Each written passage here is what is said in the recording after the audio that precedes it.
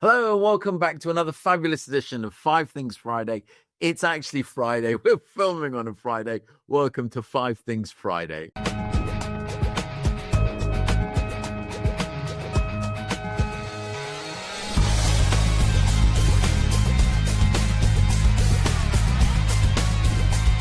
Simone, hello, good morning. How you doing? Hi, good morning. Very happy it's Friday.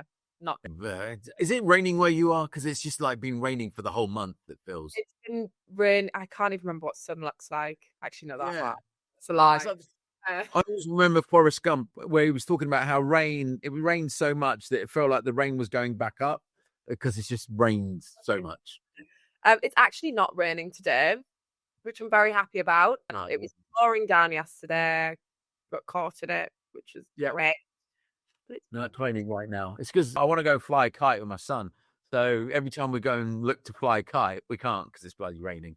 Anyway, let's jump straight into this. My name's Alex. I help retailers and people who sell to the retail industry maintain their thought leadership and their relevance. Simone, who are you and what do you do? Hi, I'm Simone. I'm the founder of Need It For Tonight, also known as NIFT. Think delivery for quality fashion with also a B2B rapid delivery plugin. Love it. We're going to actually start with you with one of your stories. We are. First of all, before I start, I have to ask you a very important question, which I think I know the answer to. Are you a Bridgerton fan? Does Lincoln, I swear. Oh, no, you're going to judge me. I've not watched it. I've got to be honest. Okay. I love it. I love the color. I love the outfits. The people are beautiful. The scenery's amazing. I've watched a couple of clips here and there, but it's not my cup. I'm zombies and science fiction. There is no judgment. I watched series 1, was obsessed, started series 2. I think the Duke wasn't in it, and that's maybe why I wasn't as encouraged to watch it. Okay. Anyway. I love it because it's a modern twist, right? Modern twist. So it does have relevance, that question. It's just that Liberty London and Bridgerton, let's call it chapter 2, is they're doing another collab, or Liberty are sponsoring Bridgerton for this series.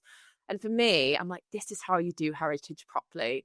It's very romantic, very escapist, as you can see, and very aligned with this Bridgerton universe.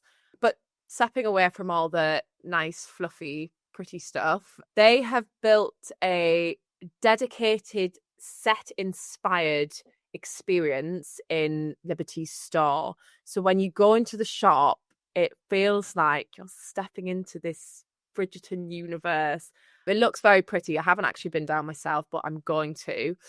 But I love it. I mean, I know that we've chatted about this before, where we've kind of described physical retailers becoming theatre. And heritage brands like Liberty using entertainment to stay culturally relevant. Because Liberty, as we know, already has that credibility.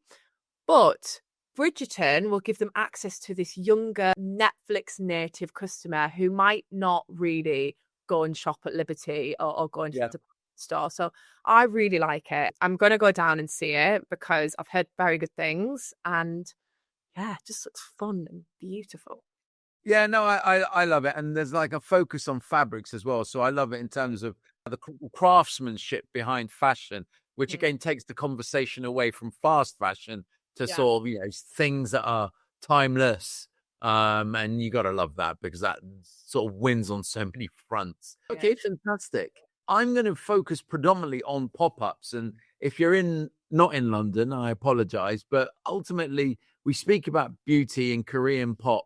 K-beauty coming into actually the UK and across the world. They've just done such a great job. And I was on my US show, we were talking about, and on the APAC show about how K-beauty brands are going into Sephora and they're just generally taking over the world. So DECIEM, who own Ordinary, have got an immersive beauty experience, but it's more about the science. So, what's happening with your skin.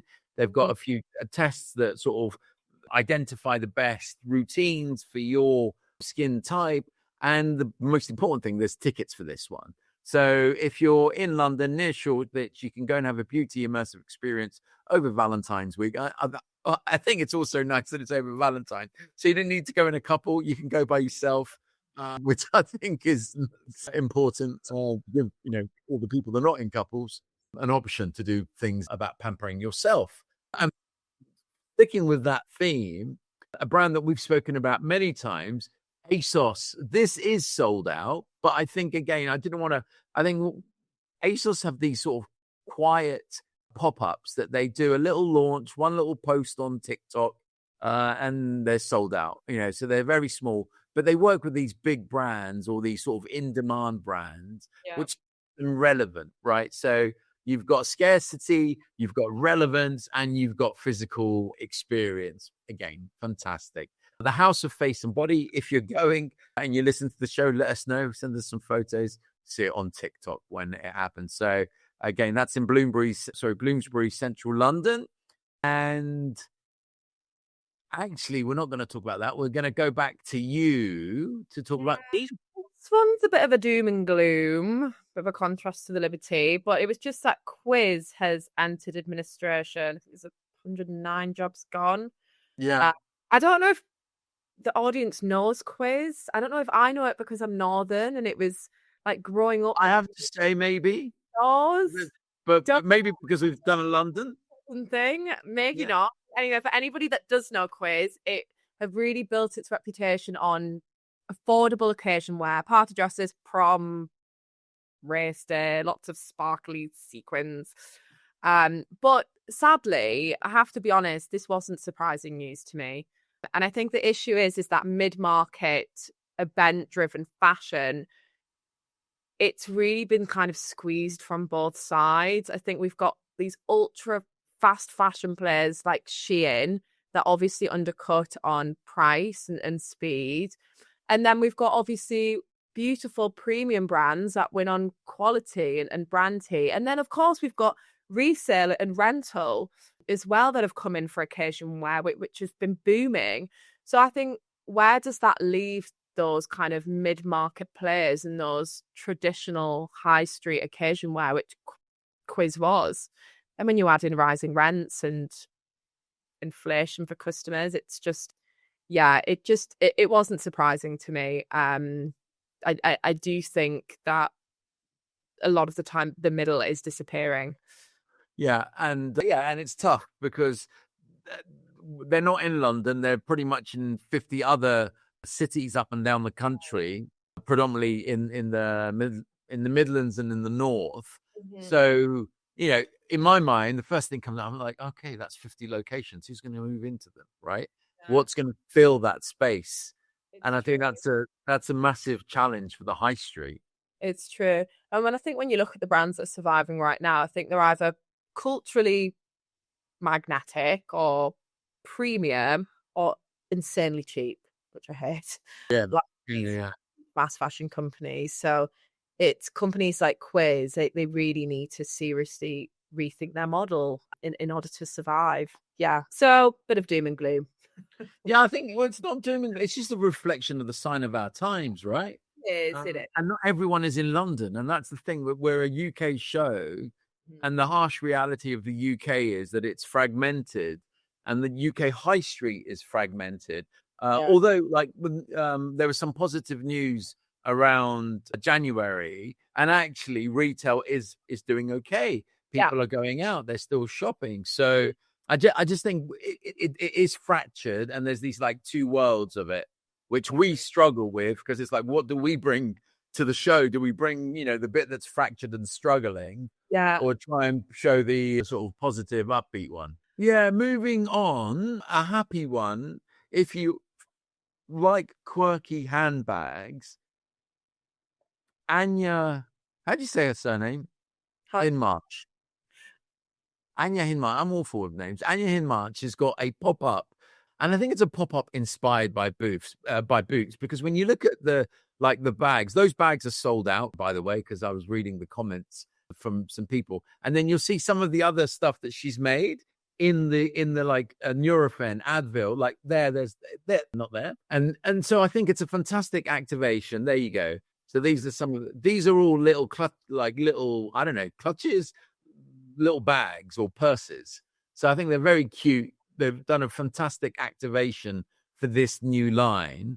And obviously Boots is a high street darling. It's got the pedigree heritage, loved by all. And look at the queue of people wanting to go to it. But it is, a lot of the good stuff is sold out, but I think it's definitely worth a visit to get a perspective of. Would you go, Simone? Oh, definitely. Do you know Anya Hindmarch's beautiful brand? Love them, love the eyes. But they've really nailed these kind of pop-ups in the past. They had I swear it was an ice cream one. This really super random ice cream one with the most crazy flavors. Again, looked like that. Just this, like you've gone back in time. Yeah. But yeah, I love the brand, really do, and just think they really nail collabs and pop-ups. It's very, very fantastic. So listen, that's our fast-paced 5 Things Friday, filmed on Friday, turned around on Friday. Simone, thank you so much, and I look forward to speaking to you next week. Thank you, Alex. See you next week. Bye.